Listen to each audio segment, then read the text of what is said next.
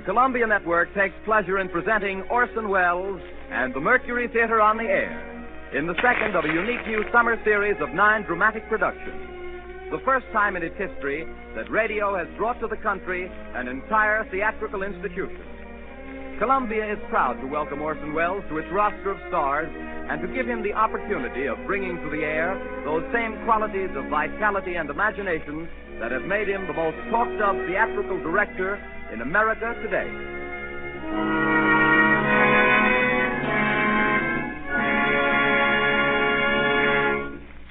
Good evening.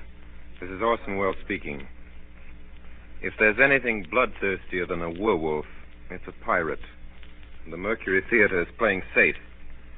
Now, if vampires and their ilk leave you as uncannily cold as old Dracula himself, who was staked down firmly and it is to be hoped permanently in his own family plot last week, then there are figures to prove that you are susceptible to buried treasure.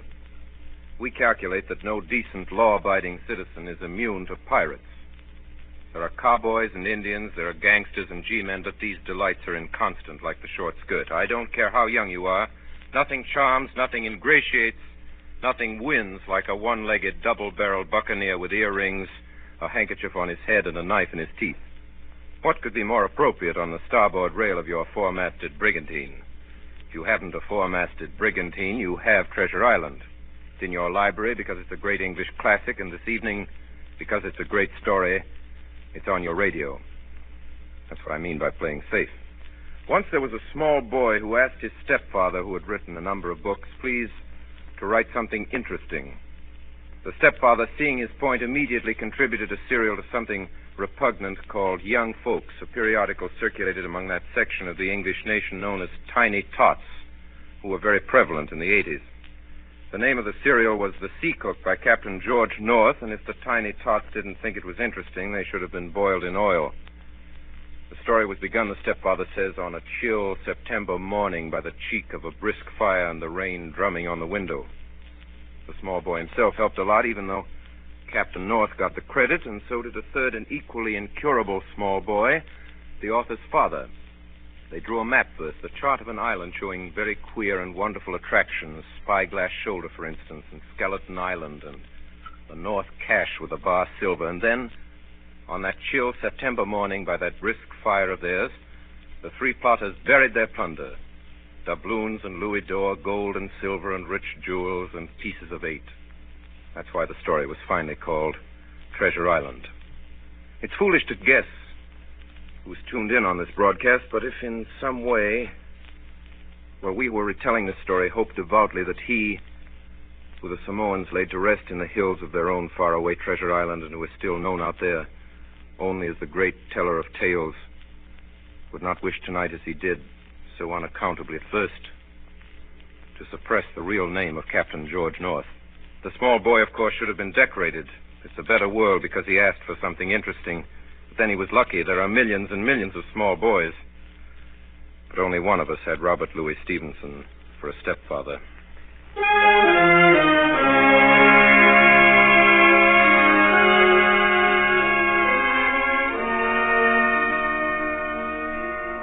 Treasure Island by Robert Louis Stevenson, with Orson Welles as Long John Silver and as Jim Hawkins, who tells the story. Treasure Island.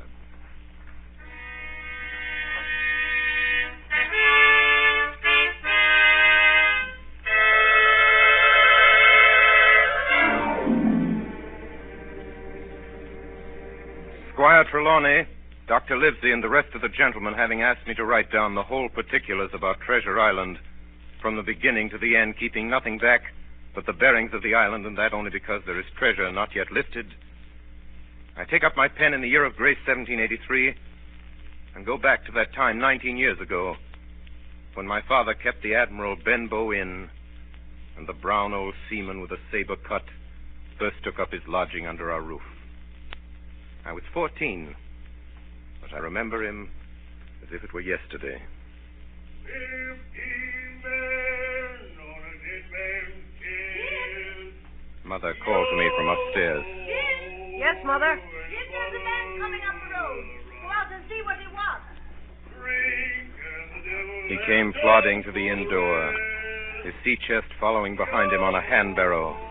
A tall, strong, heavy, nut-brown man, his tarry pigtail falling over the shoulders of his soiled blue coat, his hands ragged and scarred with black broken nails, and the saber cut across one cheek, a dirty, livid white, singing that old sea song that he sang so often afterwards.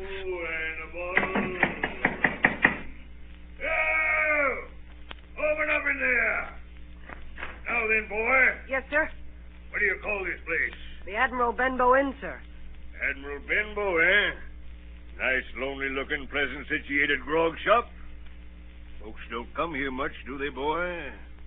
Not much company? No, sir. More's pity. No?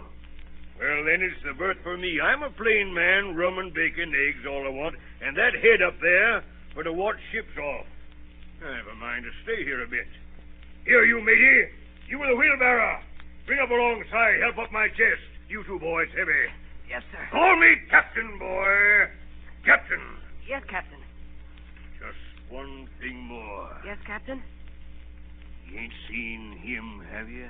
No, sir. Who do you mean? Along the road, maybe. You might have seen him somewheres you can't tell. Let me know if you do, boy. A seafaring man. Yes, sir. With one leg. Yes, sir. Captain! Yes, Captain. Bring me a noggin of rum, boy.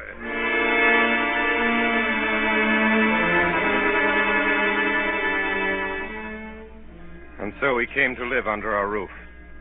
We never knew his name. We called him the Captain. He was a very silent man by custom all day. He hung around the cove or upon the cliffs with a brass telescope staring out to sea. All evening he sat in a corner of the parlor next to the fire and drank rum and water, very strong. And every day when he came back from his stroll, he would ask the same question. Jim? Yes, Captain? Any seafaring men go by today along the road? No, Captain. And Jim? Yes, sir. You're a good boy, Jim. You wouldn't lie to me ever, would you, Jim? No, sir. You haven't seen him, have you, Jim? Jim, there's a silver polkney for you on the first of every month, if you'll keep your weather eye open for a seafaring man with one leg. Let me know the moment you see him, won't you, Jim? A seafaring man with one leg. How that personage haunted my dreams. On stormy nights when the wind shook the four corners of the house and the surf roared along the cove and up the cliffs, I could see him in 1,000 forms. Now the leg would be cut off at the knee, now at the hip. Now he was a monstrous kind of a creature who had never had but one leg, and that in the middle of his body.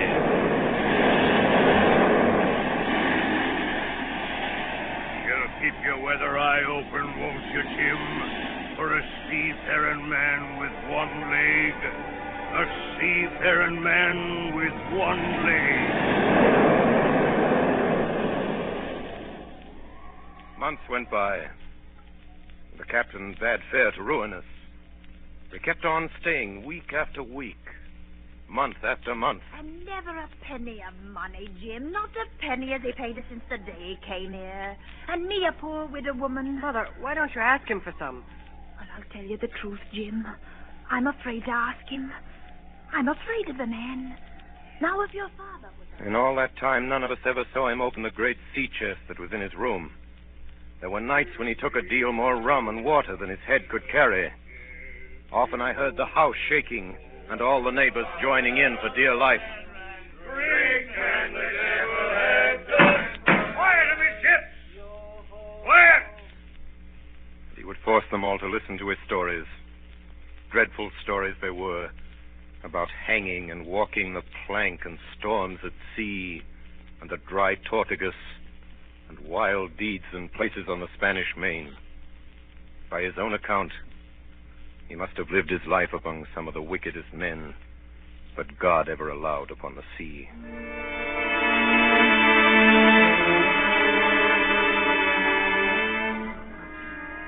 The captain had been living with us almost a year when there occurred the first of the mysterious events that rid us at last of his presence. It was one January morning, very early, a pinching, frosty morning, the captain had risen earlier than usual and set down the beach with his telescope under his arm. My mother was upstairs, and I was buying the breakfast table against the captain's return when the parlor door opened and a stranger stepped in. Sonny, come here, Sonny. Is this table for my mate Bill? I don't know you, mate Bill. I'm laying this for a man who stays in the house.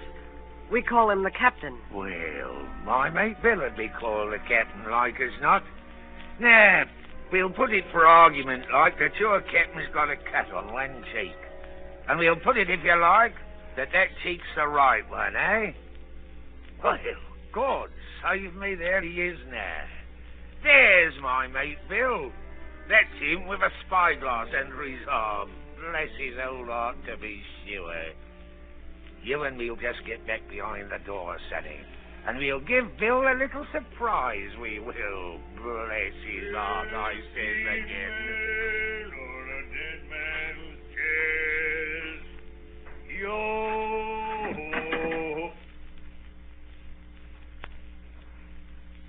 Hello, Bill. Come, Bill. You knows me. You knows an old shipmate, Bill, surely. Black dog. Black dog as ever was. Bill. We've seen a sight of times, us two. So you run me down. Here I am. We'll speak up. What is it? That's you, Bill. You're in the right of it, Billy. I'll have a glass of rum from this dear child here, what I've took such a liking to. And we'll sit down, if you please, and talk square like old shipmates. Sit down, Bill. And you, Sonny, get out. Yes, sir. And none of your keels on me, do you hear? For a while, I could hear nothing but a low gabbing. Suddenly, the voices began to grow higher. No. And an end on it. If it comes to swinging, swing all. Say aye!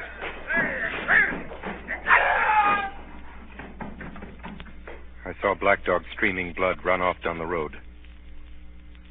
Presently, the captain returned, alone. Jim, give me some rum. Captain, are you hurt? I must get away from here. Get away, that's what. I must get away from here. What's happened, Jim? What's happened? It's the captain, Mother. The captain?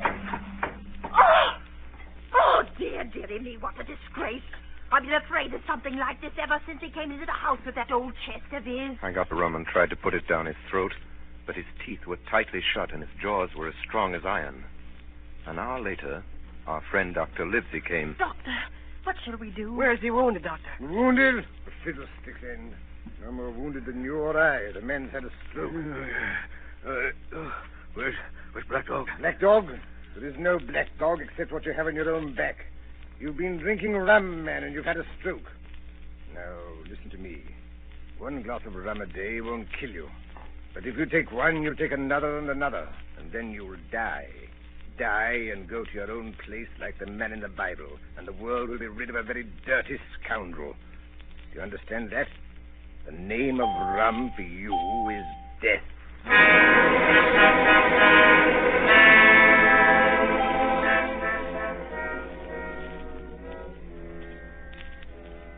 About noon the next day, I stopped at the captain's door with some medicine. Who is it? It's me, Jim. Come in, Jim. Come in. He was lying very much as we'd left him. Jim, you're the only one here that's worth anything. You know I always been good to you. Never a month but I've given you a silver fourpenny for yourself. Now you see, mate, I'm pretty low and deserted by all. Jim, you'll bring me a noggin of rum, won't you, matey? But the doctor... Doctors is all swabs! Don't have a drain of rum, Jim. I'll have the horrors. I've seen some of them already. I've seen old Flint in the corner there behind you, as plain as print. I've seen him. Jim, I'll give you a golden guinea for a noggin. When I brought it to him, he seized it greedily and drank it out. That's some better, sure enough. Now, matey, did that doctor say how long I was to lie here in this old berth? Why, a week at least. Thunder, a week! I can't do that. They'll have the black spot on me by then. The lubbers is going about getting the wind of me this blessed moment. Lobsters couldn't keep what they got, and want to nail what's another's. It's in my old sea chest, Jim. The thing they're after. They'll tip me the black spot, I know it. I was first mate, I was. Old Flint's first mate. And I'm the only one as knows the place he buried it. He gave it me at Savannah when he lay a-dying. What's the black spot, Captain? A summons from old Flint's crew. A summons. And them as gets it, Jim, is lucky when they're dead.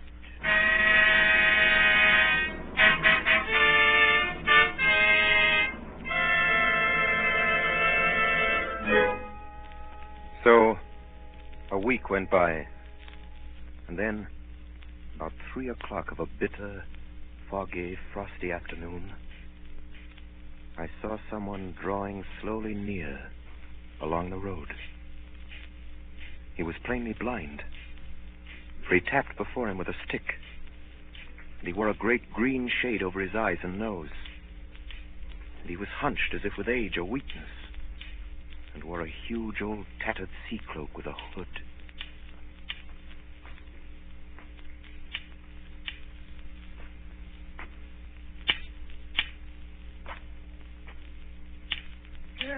Christian friends, take pity on a poor blind mariner as has lost the precious sight of his eyes in the greatest defense of his native country, England, and God bless King George. Where or in what part of his country he may now be? You were at the Admiral Benbow Inn, sailor. Eh? Black Hill Cove. I hear a voice, a young voice. It's here where I miss me deadlights.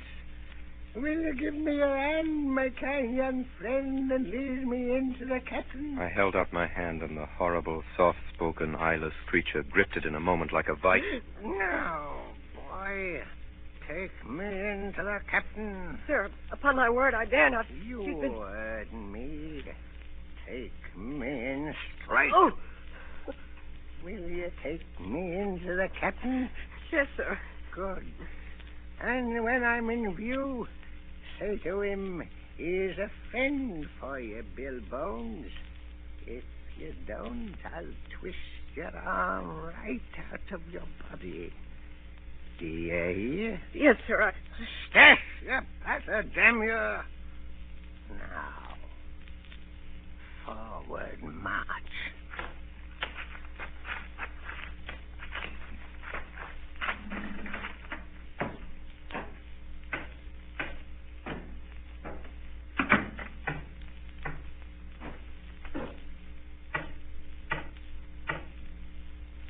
Here's a friend for you, Bill Bones. Now, Bill, sit where you are. Business is business.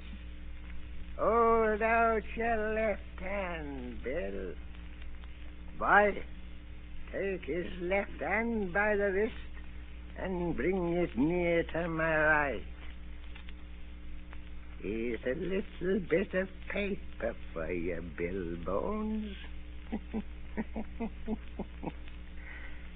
Now that's done, I'll be going. Goodbye, Bill. Goodbye.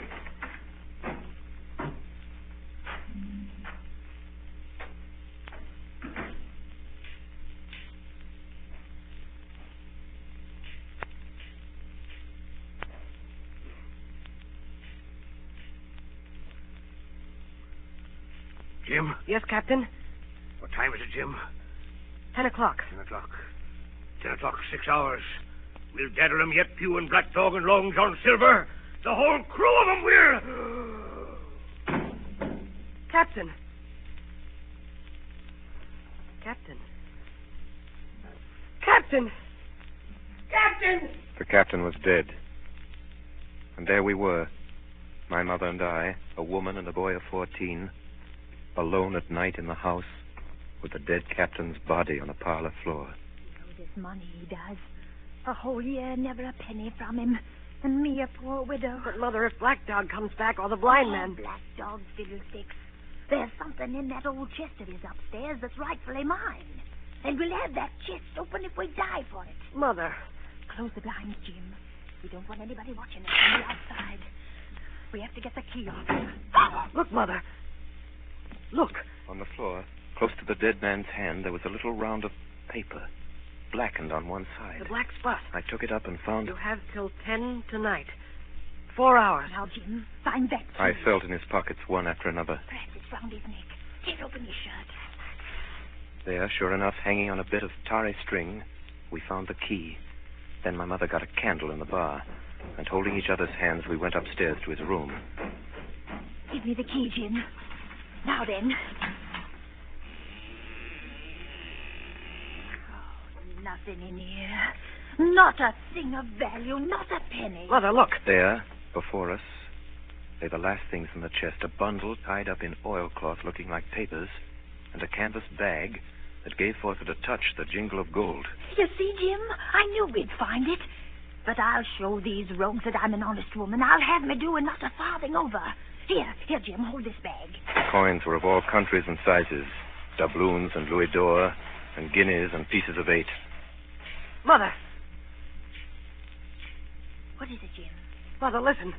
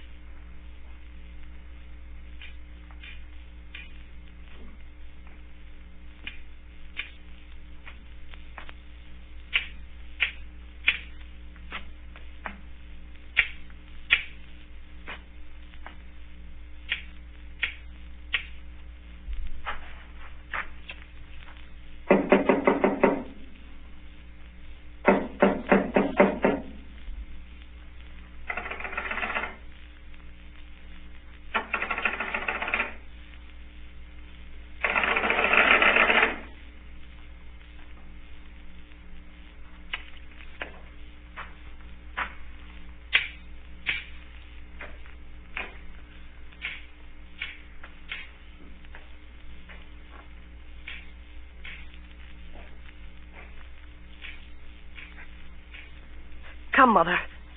Mother, take the hole and let's be gone. No, I'll have to do, Jim, and no more. But, Mother, you heard him. That was the blind man. I know what I'm doing. I know the right. But, Mother, you don't know. Oh, dear. I'll take what I have. And I'll take these papers. Quick, Mother, quick. Take my hand. Next moment, we had opened the door and were in full retreat toward the village. Look, Jim. Over the hill. There they come. Run, Mother, run. Oh, Jim. Jim, I'm going to faint. Oh, Jim. Take the money and go on. Mother. Oh. Mother. She had fainted. I managed somehow to drag her down the bank into the shadow of the ditch. A moment later, the house was surrounded. Bones! Bones! Bill Bones! Will you answer me? Down with the door, then! Aye! In, you lovers! Loot the house and find it! Bill's dead! That's you! Bill's dead! Search him, you shirking lubbers, and the rest of you lost and get the kid! It was a good thing my mother had fainted, or she would have had to watch with me while our poor house was pulled apart and smashed. Whatever it was they were after, they did not find it. Well, is it there? The money's there! Jim. What is it, Jim? What are they after? The map, Mother. Flint's map. Right, you! That's the signal! Tell him that! Hold on, you sneaks! It's in the house, you know it is! Shiver my soul if I had my eye! The signal, too! The signal! You dogs! You had your hand on hundreds, on thousands! Are you giving up now? You'd be as rich as kings if you could find it, and you know it's there, and you stand there skulking. There wasn't one of you there, face Bill, and I did it. A blind man, and I'm to lose my chance for you. I'm to be a poor crawling beggar sponging for rum when I might be rolling in a couch. If you had the pluck of a weevil in a sea biscuit among the lot of you. That's the last signal. Duck! Black dog! Johnny! Duck! You won't see leave old Bill, mate. Not old Bill. Johnny. Black Dog. Don't leave old Bill. Not old Bill. Not old Dog. Bill, mate. Help me, mate.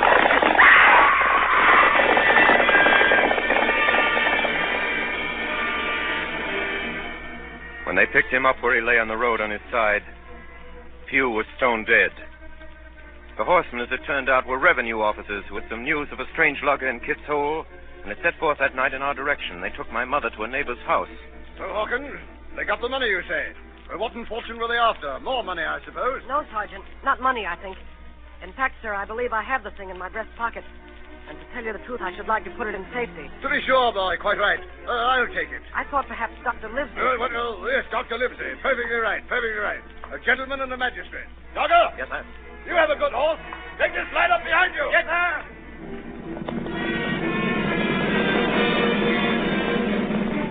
We rode hard all the way till we came to Dr. Livesey's door. Dr. Livesey, the doctor's stopping tonight at the Squire's. Squire's? So there we go, boys.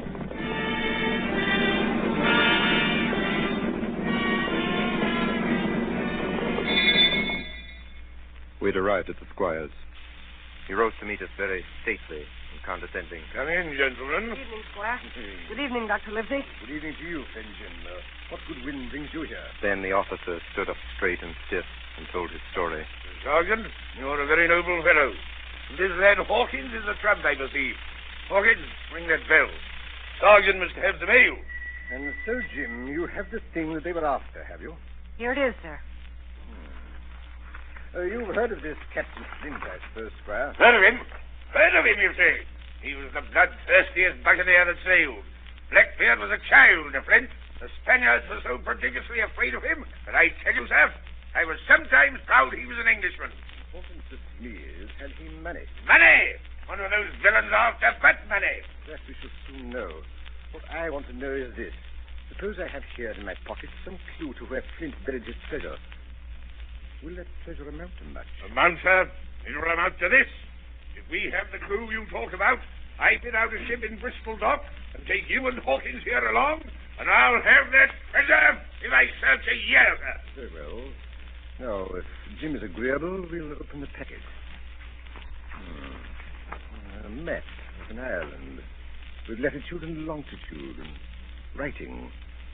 Tall tree, spyglass shoulder, bearing a point to the north of northeast. Skeleton Island, southeast by east, 10 feet. The bar silver is in the north cap. Dave, you'll give up this wicked practice at once. Tomorrow, I start for Bristol. In 3 weeks' time, 3 weeks, 2 weeks, 10 days, we'll have the best ship, sir, and the choicest crew in England. Hawkins shall come as cabin boy. You live as ship's doctor. I am admiral. I'll go with you, Squire. So will Jim. And be a credit to the undertaking. There's only one man I'm afraid of. Who's that? Name the dog, sir. You, sir, for you cannot hold your tongue.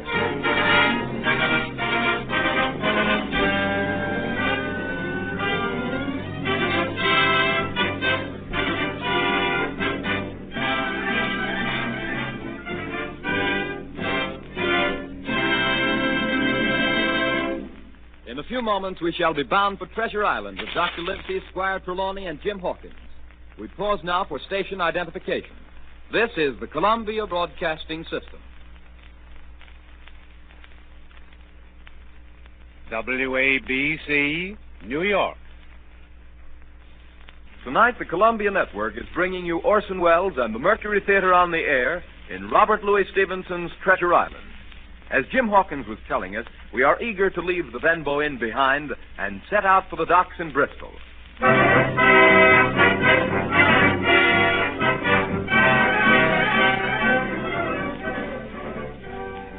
It was longer than the Squire imagined ere we were ready for the sea.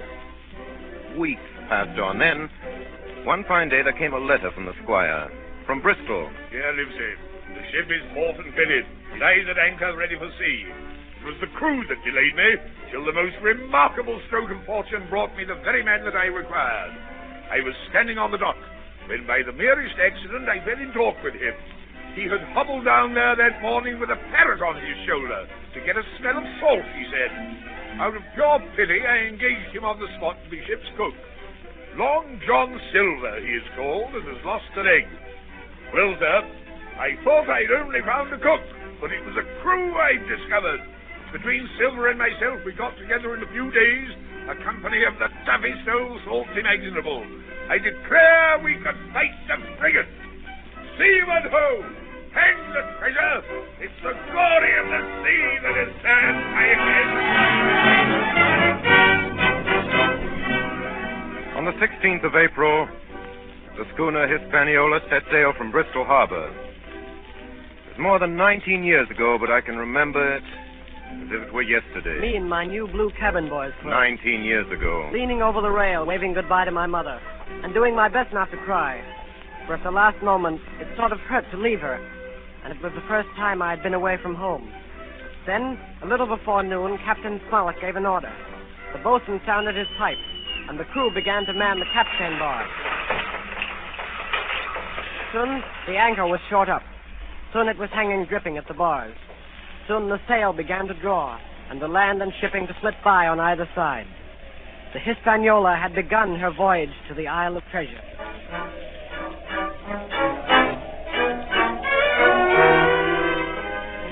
On the second day out, I made the acquaintance of our one-legged ship's cook, Long John Silver. Hey there, boy. Come in. Come on into Long John's galley. To tell you the truth, at the very first mention of Long John Silver in the squire's letter, I had taken a fear in my mind that this might be the very one-legged sailor that I had watched for all those months at the Benbow Inn. But one look at him was enough. I had seen Captain Bones and Black Dog and Blind Pew, and I knew what a buccaneer looked like. Very different from this clean and pleasant-looking sea cook.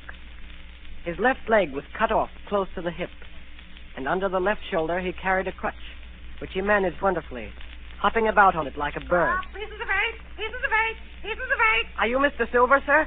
Yes, me lad, such is my name to be sure. And you're Hawkins, eh?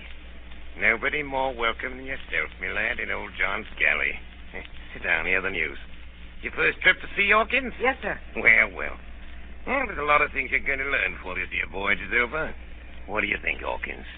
And if there's anything you want to know, Hawkins, you just come to old John Silver and ask him, see? He'll tell you. His galley was as clean as a new pin. The dishes hanging up burnished, and his parrot in a cage in one corner. Yes, Captain Flint. I call my parrot Captain Flint. Yeah, the parrot after the famous buccaneer. Yes, Captain Flint, predicting success to our voyage. Wasn't you, Captain?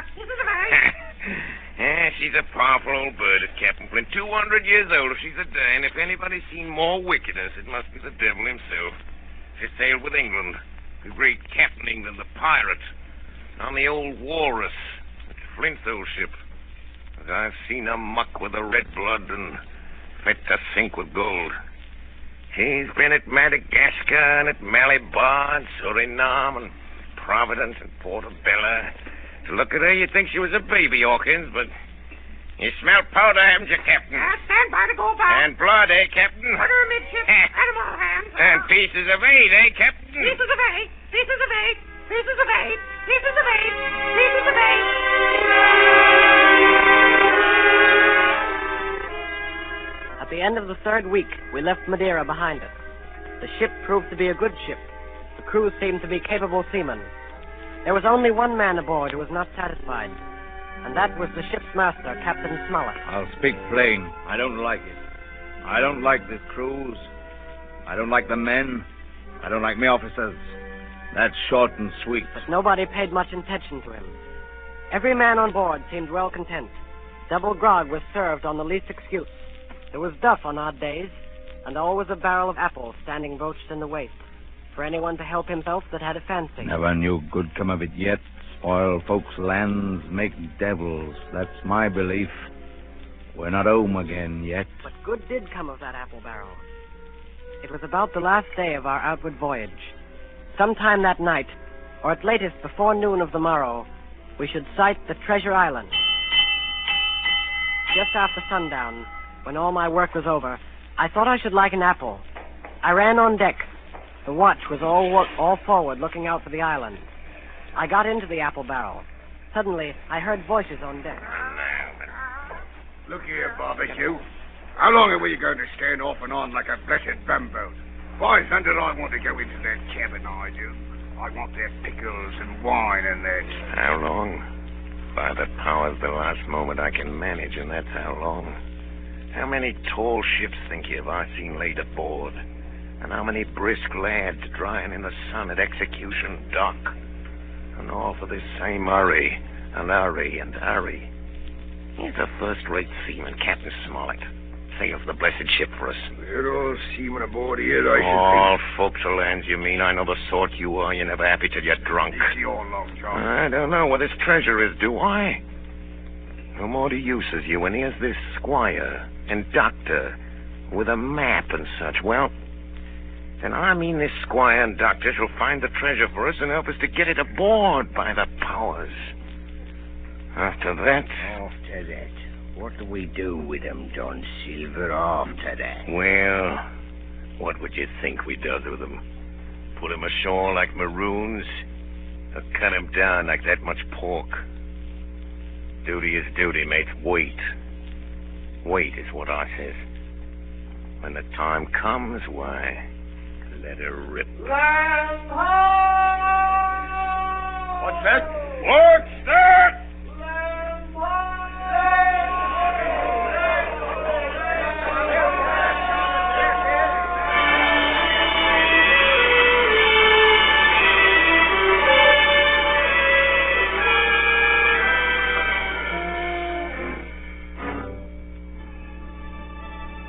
Away to the southwest of us, we saw it.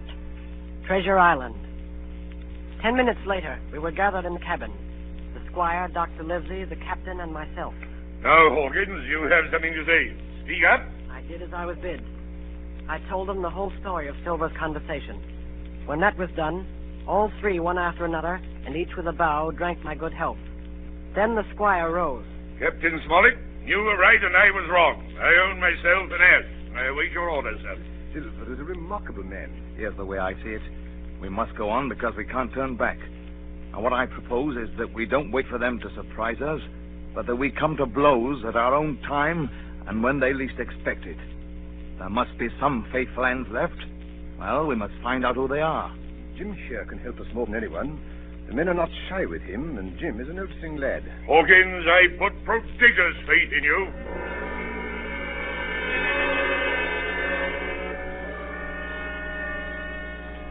In the meantime, talk as we please. There were only 7 out of 26 on whom we knew we could rely. And of these 7, I was a boy. So that the grown men on our side were 6 to their 19. Next morning, there was not a breath of air moving, nor a sound, but that of the surf booming half a mile away along the beaches. A peculiar stagnant smell hung over the anchorage. The heat was sweltering, and the men grumbled fiercely over their work. Mutiny, it was plain, hung over us like a thundercloud. Around noon, Captain Smollett came up on deck. Hey, lads! We're not saying we don't try another sort. Quick turn ashore and let nobody, so you can take the gig. As many as please may go ashore for the afternoon. Hey!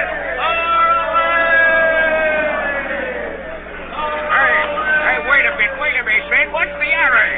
What's the hurry? John Silver suspected a trick. Wait a bit, man. He hopped around the deck on his one leg. Wait a bit, man. What's the hurry? Wait a bit, will you, man? Soon the party was organized. 6 fellows were to stay on board, and 13, including Silver, began to embark. Suddenly, I had a mad notion to go ashore, too. In a jiffy, I had slipped over the side and curled up in the foresheets of the nearest boat. No one took notice of me. The crews raced for the beach. No sooner had we touched shore than I leaped out and plunged into the nearest thicket. Behind me, I could hear John Silver's voice. Hey, Jim! Jim, my boy! Hey, Jim! Jim! Jim! Jim! John Silver was quick at his work. 2 faithful members of the crew were murdered on the island that afternoon. Only an hour after we landed.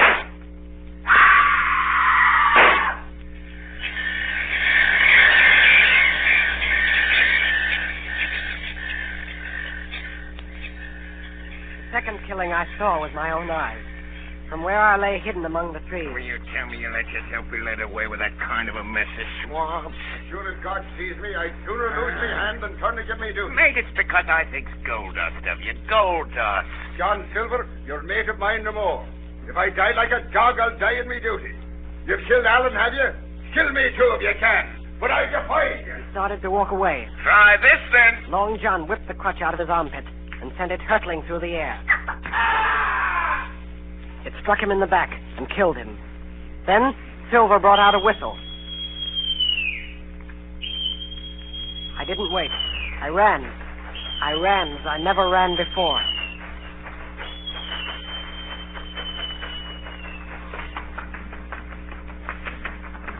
Daddy, my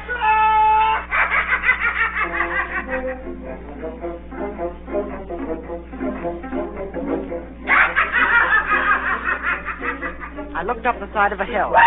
Far above me, I saw something leap behind the trunk of a tree. It seemed dark and shaggy. I turned and began to run. Suddenly, the thing appeared in front of me, and running forward, threw itself on its knees before me, and held out its clasped hands in supplication. Who are you? I'm poor Ben Dunn, I am. I haven't smoked with Christian these 3 years. 3 years? Were you shipwrecked? No, mate, marooned. 3 years, lived on goats since then, and berries and oysters. Mate, my heart is sore for Christian diet. You mightn't happen to have a piece of cheese about you now? No? Well, many's a night I've dreamed of cheese, toasted mostly, and woke up again, and here I was. What'd you call yourself, mate? Jim. Jim? Jim. Yeah. Well, now, Jim, you wouldn't think I was rich to look at me, would you now? I know not in particular. Oh, well, but I am, Jim. I'm rich, powerful rich. Oh, Jim, you'll bless your stars, you will. You was the first that found me. Suddenly his eye fell on the Hispaniola lying far below us. Between it and the land was the jolly boat, with 5 men moving toward shore. But I could not tell if they were our men or the mutineers. Jim, tell me true. That ain't Flint's ship? It's not Flint's ship, and Flint is dead. There are some of Flint's hands aboard. Worse luck for the rest of us. Not a man with one leg? Silver? Whoa! If you were sent for Long John... Oh! I'm as good as pork, I know it. I was in Flint's ship with John Silver when old Flint buried the treasure. He and 6 along, 6 strong seamen. They was ashore nigh on a week. And then one day, here come Flint by himself in a little boat, and the 6 all dead. Dead and buried along with the treasure. How he done it, not a man of us could make out. I told him the purpose of our voyage, and the predicament in which we now found ourselves. Oh, that Long John, he's a bad un. And you're all in a clove hitch, ain't you? Well, you just put your trust in Ben Gunn. Ben Gunn's the man to help you. You tell that to your squire, Jim. Ben Gunn's the man, that's what you say. And Ben Gunn says you has ideas of his own. Ah! Look at that. Far below us, we saw a Union Jack fluttering in the air above the woods. There's your friend, sure enough. More likely it's mutineers. No, mate, Silver'd fly the Jolly Roger. That's your friend, sure enough, ashore in the old stockade made years and years ago by Flint. Whoa! What's that? That's the ship's cannon. They're shooting at the stockade. Come on. Wait a minute, Jim. Wait. Ben Gunn is fly. Rum wouldn't bring me down there. But remember, Jim, Ben Gunn's the man to help you. And when Ben Gunn is wanted, you knows where to find him. Just where you found him today. I started to run towards the flag. Hey, Jim! Jim! Yes, sir? Yeah, you won't forget that piece of cheese, will you, mate?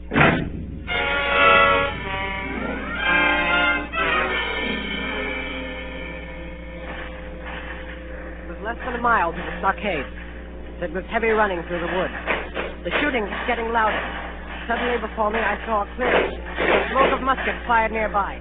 Hey there! Who goes, sir? Hey!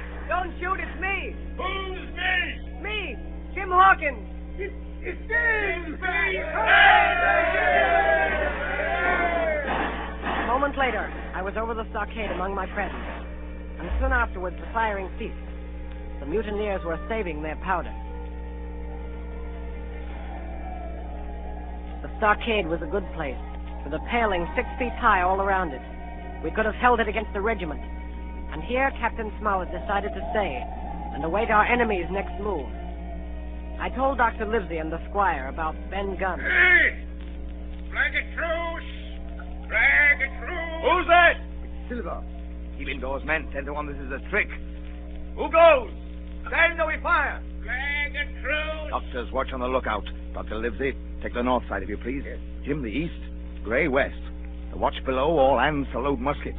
Lively men, and careful. What do you want with your flag of truce? Captain Silver, sir! Come to my terms! Captain Silver? Why, you black-hearted scoundrel! Silence, sir. Silence.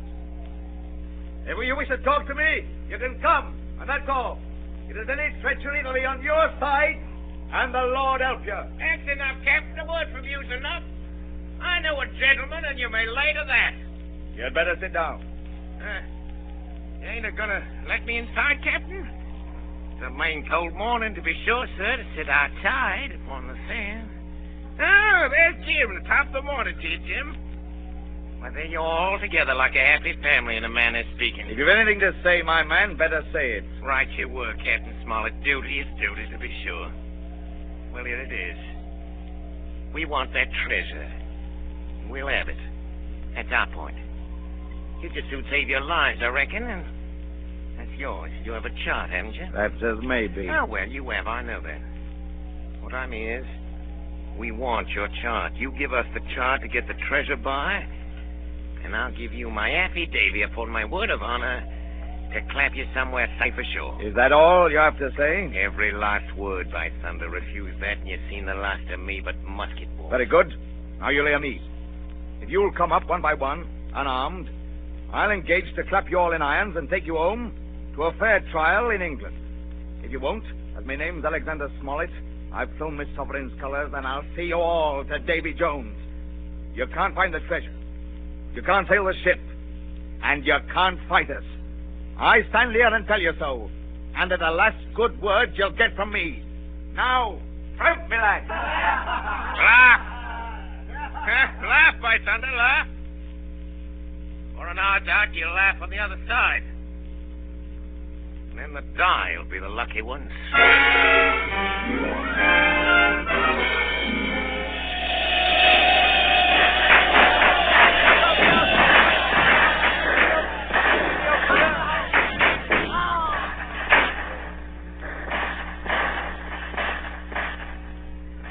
10 minutes later, nothing remained of the attacking party but the 5 who had fallen.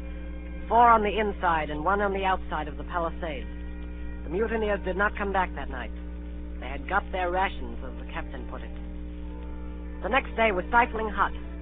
After dinner, Dr. Livesey sent for me. Jim, was it cheese you said Ben Gunn had a fancy for? Yes, sir, cheese. Well, Jim, just see the good that comes of being dainty in your food. You've seen my snuff box, haven't you? And you never saw me take snuff. The reason being that in my snuff box I carry a piece of Parmesan cheese. A cheese made in Italy, very nutritious. Well, that's for Ben Gunn. Oh, goodbye, my lad. Then he took up his hat and pistols, girt on his cutlass, put the chart in his pocket, and set off briskly through the trees. That afternoon, the blockhouse being stifling hot, and the little patch of sand inside the palisade ablaze with midday sun, and so much blood about me, and so many poor dead bodies lying around, a new idea came into my head. This was to swim out under cover of the night, cut the Hispaniola adrift, and let her go ashore where she fancied. The mutineers, after their repulse of the morning, had nothing nearer their hearts than to up anchor and away to sea. This, I thought, would be a fine thing to prevent. It was evening when I reached the east coast of the island. I could see the Hispaniola lying at anchor offshore, and there was the Jolly Roger, the black flag of piracy, flying from her peak. As the last rays of daylight dwindled and disappeared, absolute darkness settled down on Treasure Island.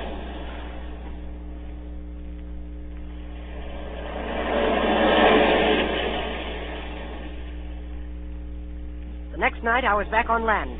I was proud of myself, and with good reason. I had grounded the Hispaniola, beached her up tidily in the North Inlet with no harm done, safe from the mutineers. I had no trouble finding the stockade. Coming in from the shore, keeping close in shadow where the darkness was thickest, I crept into the blockhouse. I could see nothing.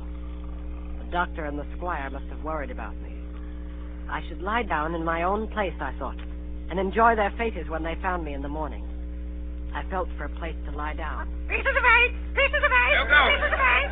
Now go! Bring a torch, Dick. Well, shiver my timbers. Jim Hawkins. Dropped in like, eh? Quite a pleasant surprise for poor old John. I've always liked you, I have, Jim, for a lad of spirit. I picked up my own self when I was young and handsome. Always wanted you to join my camp and take your share and die a gentleman. And now, my cock, you've got to. You can't go back to your own lot. Where are they? Now, where do you think, my son? Have you killed them? What do you think? Well, I'm not such a fool, but I know pretty well what I have to look for. But there's a thing or two I have to tell you. And the first is this. Here you are in a bad way. Ship lost, treasure lost, men lost. And if you want to know who did it, it was I. I was in the apple barrel the night we sighted land. And I heard you, John, and you, Dick Johnson, and Hans, who is now at the bottom of the sea, and told every word you said before the hour was out. And as for the schooner, it was I who cut her cable. And it was I who brought her where you'll never see her more, not one of you. I no more fear you than I fear a fly. I put one of that in here gold, you sneaking son of a skunk. So would I. Come on, sir! Who are you, Tom Morgan? Maybe you thought you was captains here, perhaps. Only that I killed the boy. Did any of you gentlemen want to have it out with me? Him that wants it shall get it. You won't fight, then by thunder you'll obey. You may lay to it. I like that boy now. Never seen a better boy than that. He's more a man than any para-rappy in this here house. What I say is this, let me see him that'll lay a hand on him, that's what I say. And you may lay to it. Seem to have a lot to say. Pipe up and let me hear it, or lay to. John. What? We got something for you, Jordan. Step up, I won't bite you. Hand it over, lubber. The black spot. I thought so. What's on it? Deposed. Deposed, that's it, is it? Very pretty wrote, to be sure. Like print, I swear. But it ain't one bit prettier wrote than this. What's that? And what does it look like, lads? A chart, that's what it is, a chart. A chart of this island, old Flint's chart. Now, what do you say to that? Yes, that's Flint, sure enough. That's it. Say, and a clovage to it. So he done ever. Silver's the man. Silver, don't get me late. Barbecue forever. Barbecue for captain. John Silver, the captain.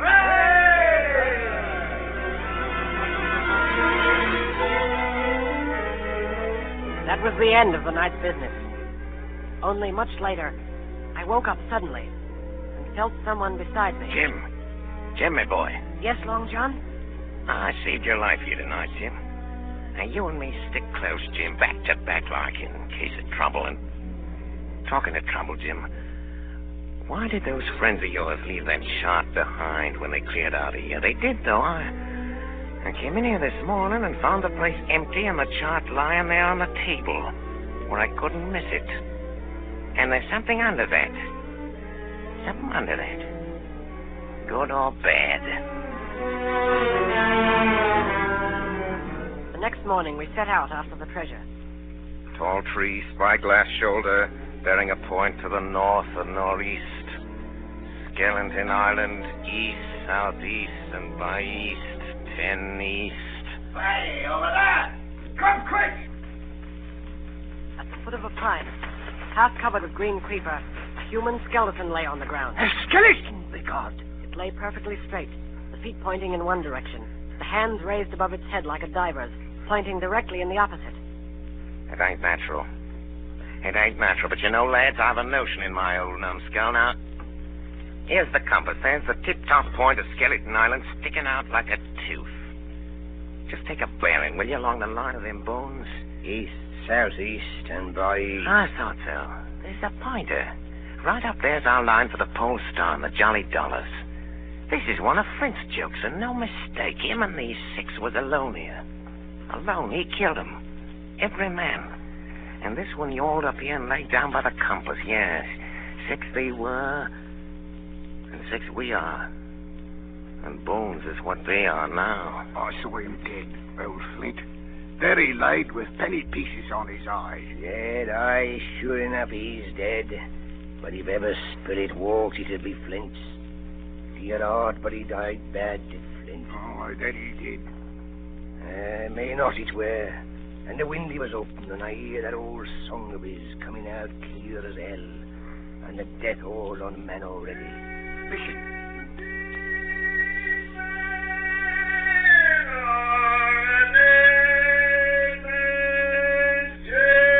Do you hear what I hear?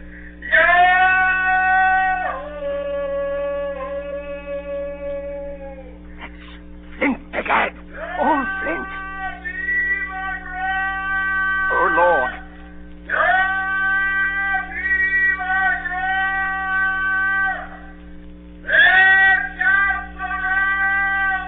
It was his last words. Old Flint's last words about water. Oh, Lord, have mercy on me. Shipmates! Shipmates! They're 750,000 ton at a quarter of a mile from here. When did a gentleman of fortune show his stand at that much dollars for a boozy old seaman with a blue mug? And him dead, too? Delay there, John. Don't you cross his spirit. Spill it? Well, maybe. You know whose voice that was? It was like somebody else's. It was like a... By the powers! Ben Gunn! Aye? Aye. So it were. Ben Gunn it were. Why, nobody minds Ben Gunn. Dead or alive, nobody minds him.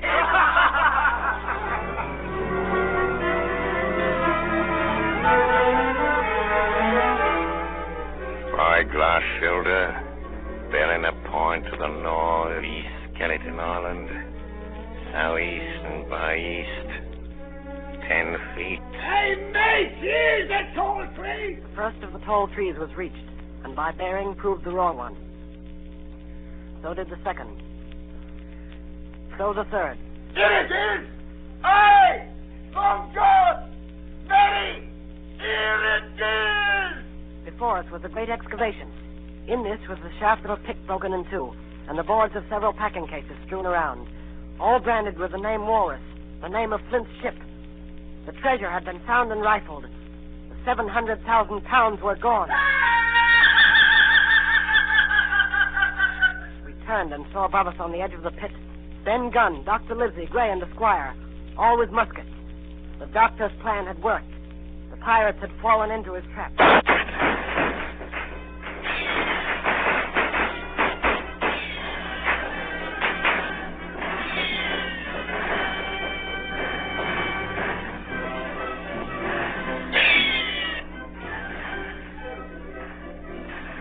Silver, you're a prodigious villain and an impostor, sir.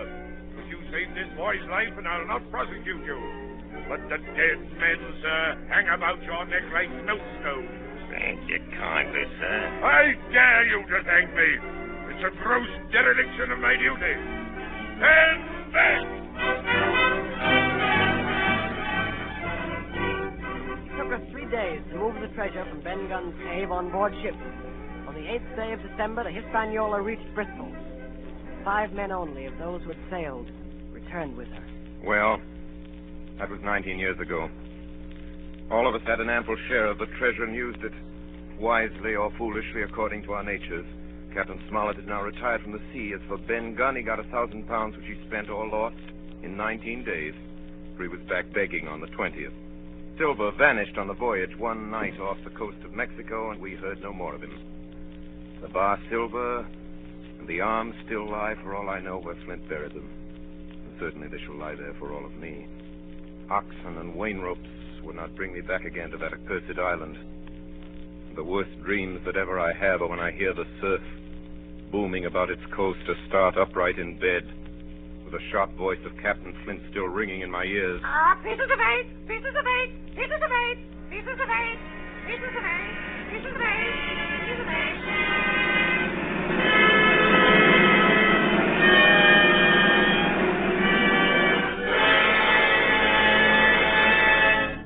You have been listening to Treasure Island, starring Orson Welles as Long John Silver in his own radio version of Stevenson's great adventure story. This is the second in a series of 9 special broadcasts presented by the Mercury Theatre. And here is Orson Welles himself, writer, director, and star of these programs, to tell you about next week's production. Orson Welles. First of all, I'd like you to meet Jim Hawkins, Jr. Our leading man is 14 years old. Last season, he made a really startling contribution to the stage history of Shakespeare's plays. This was during the course of some experiments with the Mercury Theatre sprinkler system.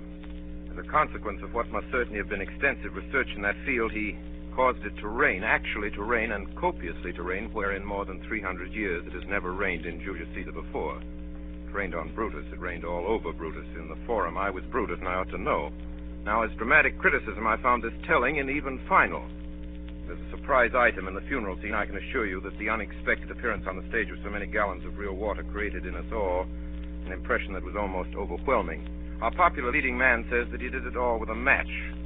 I don't dare think what he'll do. He's old enough to run for president. But meanwhile, no matter what happens to the plumbing, he can always work for the Mercury. As you've probably discovered, he's something more than a very gifted performer. And as I told you, he's something less than 15. His name shall not be withheld. I refer to that fine old actor, Arthur Anderson. Mr. Anderson is not new to the microphone nor the Mercury. He was prominent in Shoemaker's Holiday and in Julius Caesar as Brutus's boy Jeeves, the sleepy-eyed, silver-throated Lucius in brass buttons. He was at least unforgettable.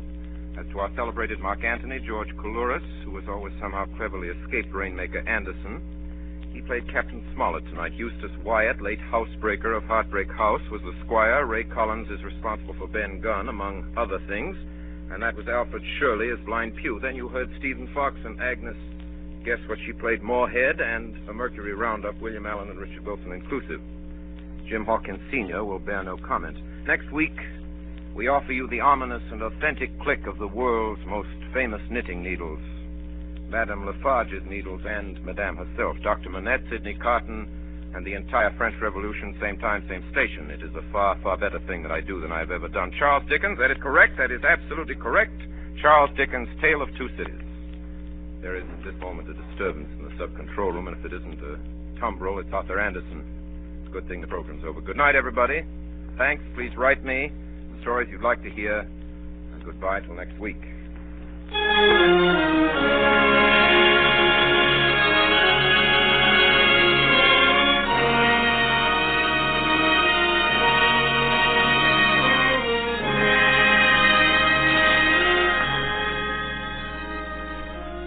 Remember, 9 o'clock Eastern Daylight Saving Time next Monday night for the Mercury Theatre on the Air with A Tale of Two Cities by Charles Dickens. On tonight's production, Bernard Herrmann composed the original music and conducted, and Davidson Taylor supervised for the Columbia Network. Dan Seymour speaking. This is the Columbia Broadcasting System.